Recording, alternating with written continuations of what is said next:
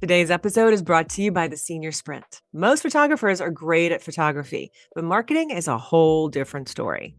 If you're a high school senior photographer who is showing up, posting, trying to do all the things, and you're still not as booked as you want to be, or maybe you're too scared to post, maybe you are doing other things in your local market, but you feel like you're just doing all of these things and the bookings are not there. That is actually a foundation problem. You don't have a clear enough why.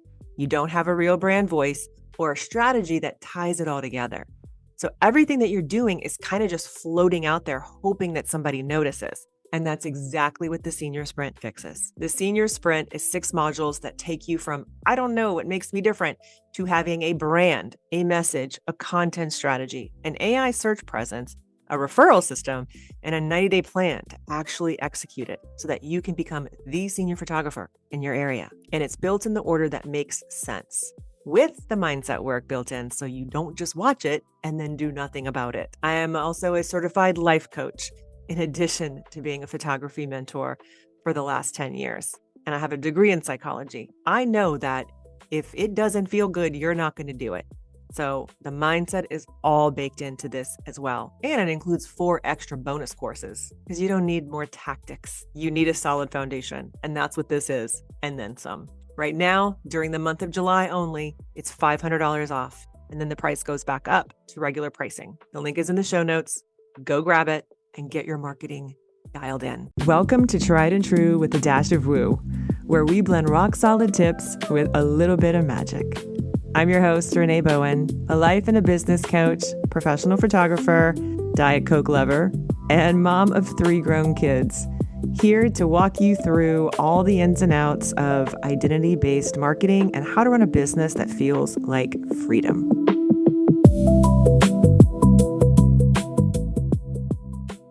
Hey, welcome back to Tried and True with a Dash of Woo. I am your host, Renee Bowen. And this is the first episode of a little summer series that I'm doing and that I'm calling Let Me Change Your Mind About. And so every episode in this little mini season here, I'm going to pick one belief that a lot of us are walking around with, one thing that we treat as, just the way it is. And I'm going to make my case for why it might be wrong, or at least why it's costing you more than you realize. So I decided to do this because changing people's perspectives is kind of my whole thing. It's in my astrological chart, it's in my human design, it's in my work, and it's the reason that I got certified in all the brain stuff after 18 years behind a camera. I kept watching brilliant, creative people stay stuck, not because they lacked talent, but because they were looking at their own life through a pair of glasses that somebody else handed them a long time ago, and nobody ever told them they were allowed to take the glasses off. So this summer, one episode at a time, we're going to take the glasses off. And these are designed to be a little bit shorter, not super, super short, but more bite-sized, I'd say, than my regular content. So today's belief that's on the table is luck. Let me change your mind about it. So most of us believe that people are just lucky, right? They get their dream clients, the door is open, the timing works out. And we've decided that that's a thing that happens to another person from the outside, like the weather, right? Good luck rolls in, bad luck rolls in. You just kind of stand there hoping for a sunny one. So let me take you back to about year 3 or so of my photography business, because this is where that belief kind of cost me the most. I had 3 little kids at home. Andrew's acting income, doing that fun thing where it shows up and then it disappears. When it shows up, it's really good. When it disappears, it's not. And I needed my business to really, really work. Not someday. I needed it to work right then. And the story that I kept telling myself, and you tell me if this sounds familiar, was that nobody around here would pay real money for pictures.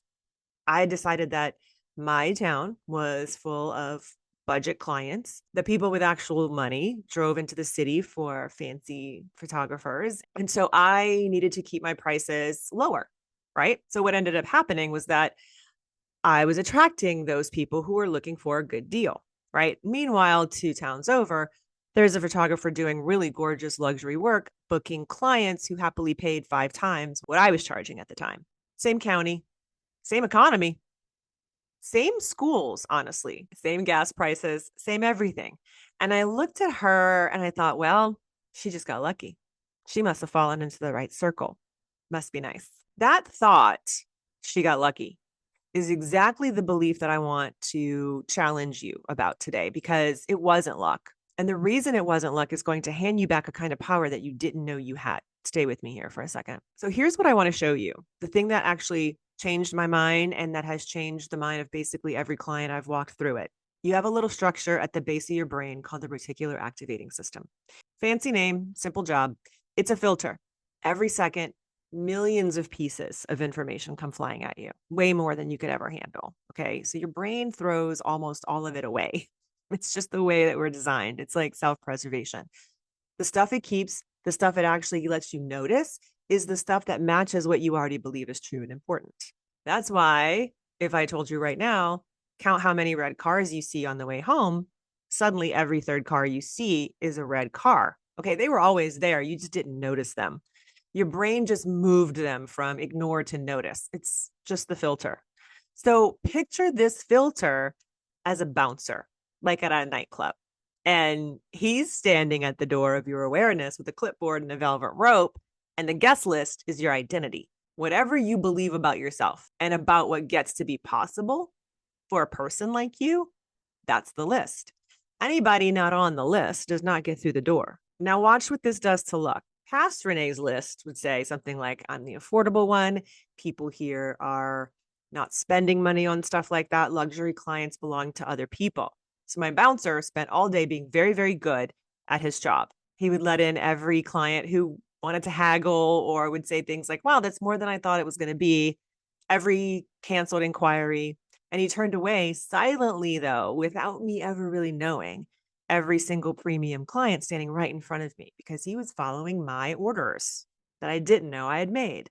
That other photographer I was talking about, she wasn't luckier than me. Her bouncer had a different list. And that's really the whole difference. She believed premium clients existed and belonged to her. So her brain kept showing her those open doors, and my brain kept showing me the walls. So here's the shift. What you've been calling luck is mostly just somebody's filter, letting in a category of possibility that your filter has been turning away, unconsciously, of course. The lucky people are not getting more. They're noticing more. And because they gave their brain permission to do so, that's why it's happening. That is the entire saying. You are going to find proof of whatever you're looking for. You guys have probably heard me say this before, but this is worth repeating in a few different ways because I think we all really need these reminders from time to time. There's a lot of noise on the internet, a lot of people selling a lot of things. And even if you're not running your business on social media, because not everybody does, you're still probably inundated with seeing someone else's business maybe take off, or somebody has a huge launch, or basically somebody just booked something that you wish you could, right? And so it's easy to write that off as luck. It's just the easiest thing for our brain to do. Now, I'm not going to go into the fact that that person was probably preparing and practicing in private for a long time, because that's not really what this podcast theme is about. But that is really what was going on too behind the scenes. Not only did that person give themselves the filter, the reason they did, though, is because they were behind the scenes really focusing on what they wanted, and they were unwilling to see anything else. So it's really easy for us to look at that from the outside and just call it luck, right? It's the easy sort of way out. Like, oh, she's just lucky, because we don't want to really look deeper too. Like, yes, there is this reticular activating system happening, going on, and they are choosing to see what they want to see. But why is that? Because they have a deep clarity on what they want. So that person in your industry that has achieved the thing that you want to achieve, you know logically that that is the result of that person digging in, being very clear about what they want, and doing the work. You know that there's a lot that goes into it. Okay. It's just kind of an easy way out to call it luck. And it looks like that from the outside because there's a lot of people who seemingly get things handed to them, but we don't know their story. But if luck is real, If it's the weather, then you're powerless, right? You wait, you hope, you throw out a wish and cross your fingers. But if what looks like luck is really just your brain fetching evidence for the identity that you're running, then you have your hands on the actual dial. You're not waiting for the weather to change anymore. You're the one who decides what your filter goes looking for. And that is exactly why strategy alone keeps letting you down. You can hand the most brilliant pricing plan in the world to a woman running an old identity, and she'll find 14 reasons it didn't work for her specifically in her town, with her people, in this economy, etc. It's not because she's lazy or because she's not trying. Really, her filter is just doing its job, fetching evidence for the story she already believes, and the strategy gets bounced at the door with everything else. So I'll die on this hill. Most creative entrepreneurs don't really have a marketing problem per se. They really have an identity problem. And you can't out strategy an identity. You can change the person, and then the strategy finally has somewhere to go. So if I've done my job so far in this podcast, she got lucky should be starting to feel a little flimsy in your hand. Let's finish the job and talk about how you actually change what your filter lets in. So you might be thinking, okay, Renee, I get it. I'm with you so far. Well, how do I change the guest list?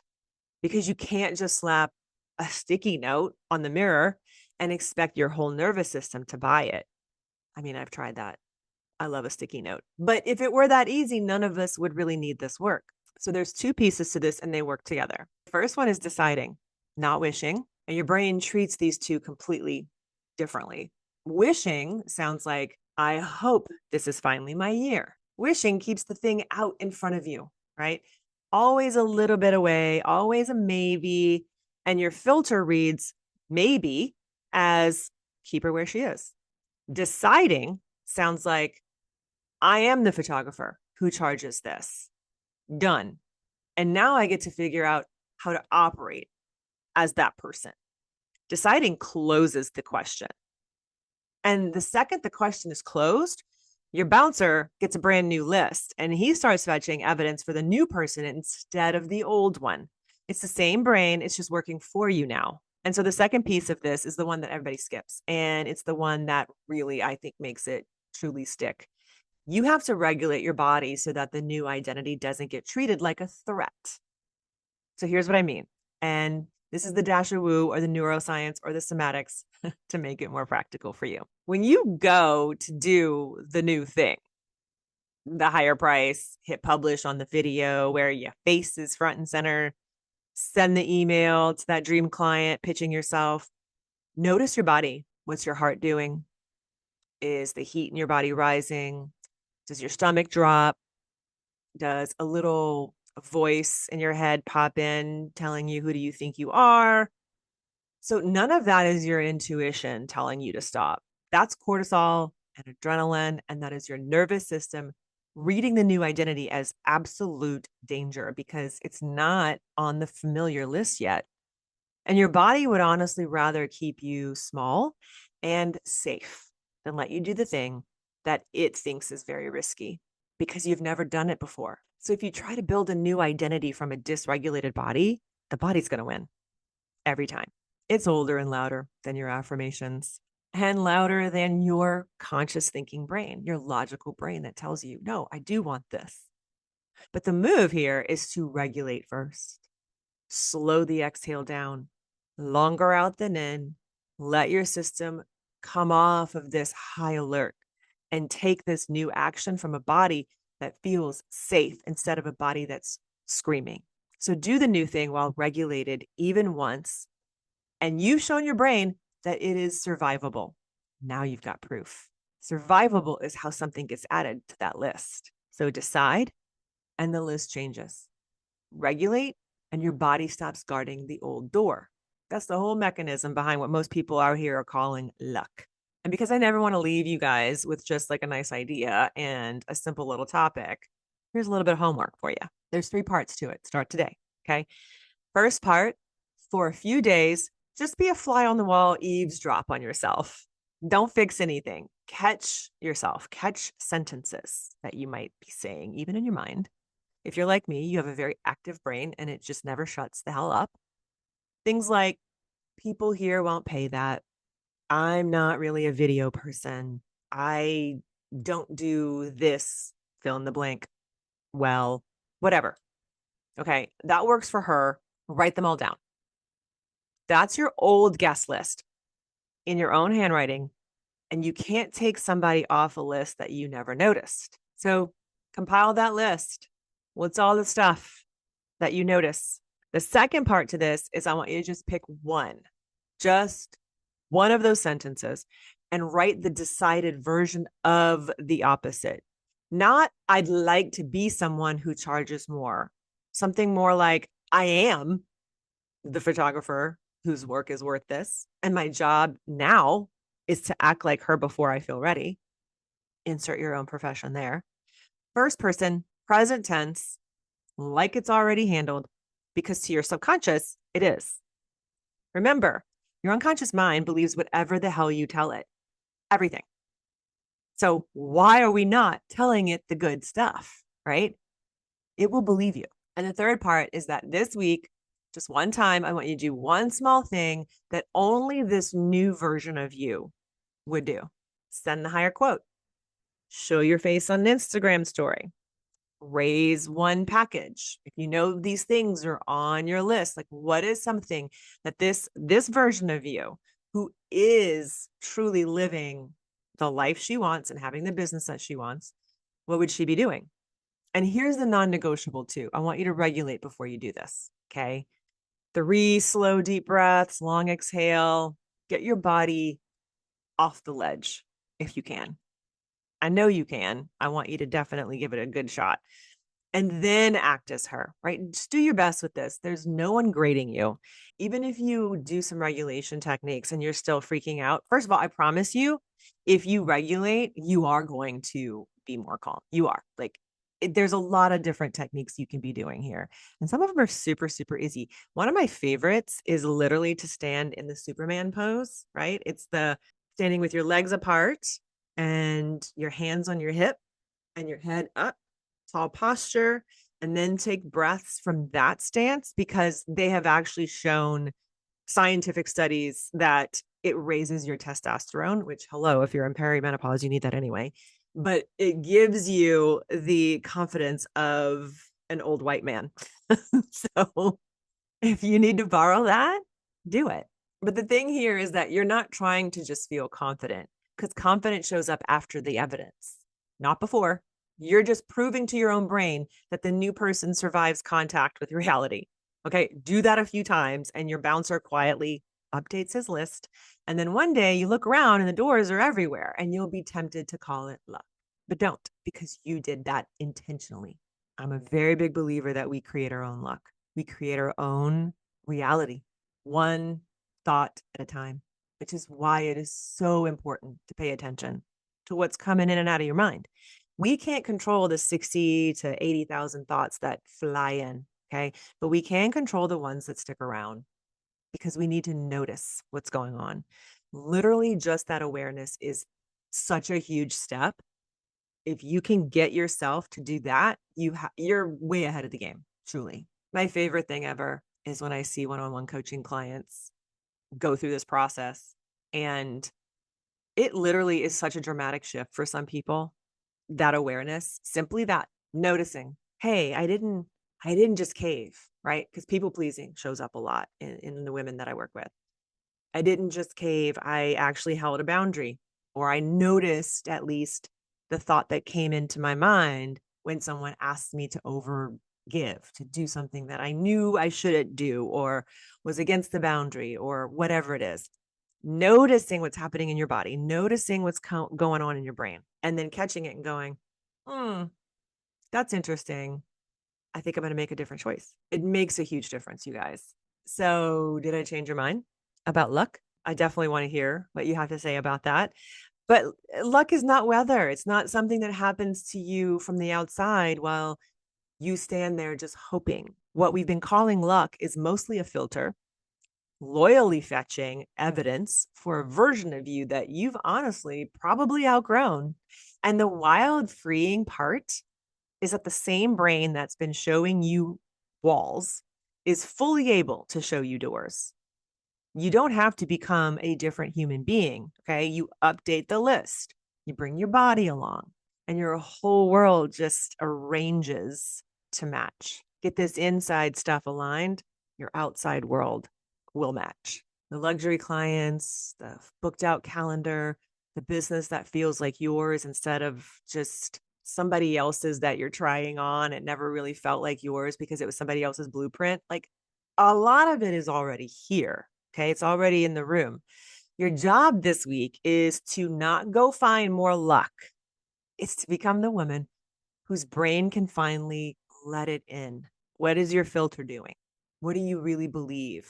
And here's the thing. If you are sitting here listening to this and you don't have the business that you want and you aren't making the kind of money that you want to make and you don't feel like the person you want to be, like maybe you don't feel good in your body or there's something about your life or your business that you want to change.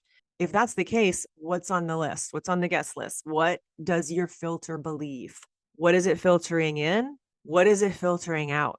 Let me know if this resonates with you today. Okay. Send this to a creative friend of yours who might also benefit from what we've been talking about. And then come find me over on Substack too. I've been going a lot deeper into things on Substack.